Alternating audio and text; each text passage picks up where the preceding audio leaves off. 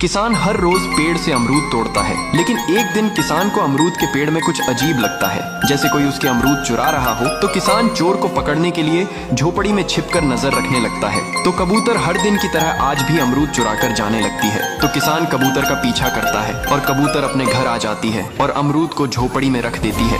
किसान समझ जाता है कि कबूतर माँ बनने वाली है, इसलिए वह अपने बच्चों के लिए खाना इकट्ठा कर रही है। फिर एक दिन बहुत तेज बारिश होने लगती है। किसान दौड़ता हुआ आता है और कबूतर को अपने साथ ले आता है। कबूतर का घर पानी में बह जाता है। अब कबूतर कुछ दिन में अंडे देती है और उनसे बच्चे निकलते हैं। फिर किसान रोने लगता है। फिर लाइक सब्सक्राइब नहीं किया।